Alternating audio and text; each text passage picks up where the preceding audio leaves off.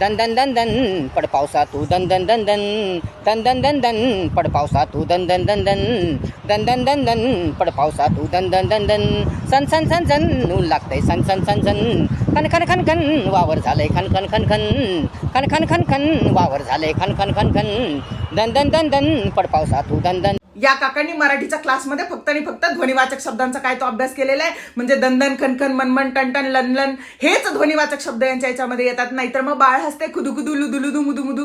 खुदू खुदू बाळ हसतोय खुदू खुदू खुदू खुदू बाळ हसतोय खुदू खुदू तुरु तुरु बाळ पळतोय तुरु तुरु तुरु तुरु बाळ पळतोय तुरु तुरु नवला नवला करती खगतरू खगतरू खगतरू नवला नवला करती खगतरू खगतरू खगतरू. उद्या म्हणाल की बाळ पातते पुरू पुरू. काही भरोसा नाही बाई तुमच्यासारख्या पावसाळी कवींचा. अरे पावसाळ्यात एवढे बेडकं येत नसतील एवढे तर तुमचे रील यायला लागलेत आजकाल. काय हे याला काही कविता म्हणतात का? नका करू काका कविता. तुम्ही कितीही ट्राय करा कितीही ट्राय करा तुम्ही दिवस रात्र जरी माझ्या फीडवरती आलात तरीही मी इंस्टाग्राम डिलीट करणार नाही. कितीही प्रयत्न करा. आणि आता मला भारत सरकारला एक विनंती करायची आहे की अजिबात फाशीची शिक्षा देऊ नका. समजा एखाद्या व्यक्तीला तुम्हाला शिक्षा करायची तर त्याला खुर्चीला बांधा आणि राम गोपाल वर्माचा आग आणि हे कविता सोबत ऐका. नाही तो माणूस श्वास सोडून मरून गेला तर काय नाव राहिलं. विंदा करंदीकर, प्रकाश केशव आत्रे, त्याच्यानंतर बहिणाबाई चौधरी, मंगेश पाडगावकर. मला वाटतं की यांच्या नावाचे जे अवॉर्ड्स आहेत ते येणाऱ्या आमच्या पिढीच्या कवींना मिळावेत.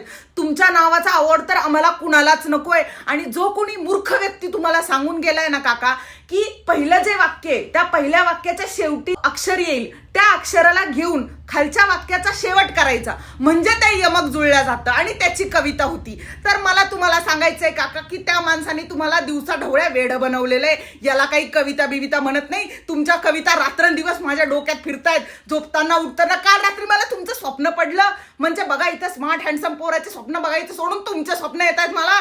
नका करू काका कविता. मला फेफरे येईन. अशी बनवा मनवीमध्ये कमळीच्या बापानी कसं लक्षाने लिहिलेलं लोकनाट्य सभीर फेकून दिलं होतं चुलीमध्ये तसंच मला तुमच्या कवितेच्या वहीसोबत करावं असं वाटतंय. द्या इकडे ती वही. मी अशी भीर फेकून देते चुलीमध्ये. काही उपयोगाच्या नाहीये ती वही. आणि दुसरं म्हणजे काका माझी आणखी एक इच्छा आहे की रणरणत्या उन्हामध्ये तुमच्या अंगाला घामघाम येईपर्यंत तुम्हाला उन्हामध्ये उभं करायचंय. आणि धो पडणाऱ्या पावसामध्ये जोपर्यंत तुमच्या मोबाईलवर कडकड अशी वीज पडत नाही तोपर्यंत माझ्या मनाला समाधान भेटणार नाही. पावसाळ्यामध्ये जसे कवी उगवतात ना तसे आता इंस्टाग्रामवरती क्रिएटर उगवायला लागलेत. पावसाळ्यामध्ये जसे बेडकं येतात तसे तर यांच्या क्रिएटिव्हिटी बाहेर यायला लागल्यात. नका करू हे. बंद करा. काय हे रोज उठलं की हा माणूस माझ्या फीडवरती येतो. माझ्या फीडची वाट लावून ठेवलेली आहे कविताच्या नावाने नुसती निबंध वाचन स्पर्धा चालू आहे. नका करू काका. तुम्ही कितीही प्रयत्न केला तरी मी इंस्टाग्राम डिलीट नाही करणार. नाहीच करणार मी इंस्टाग्राम डिलीट.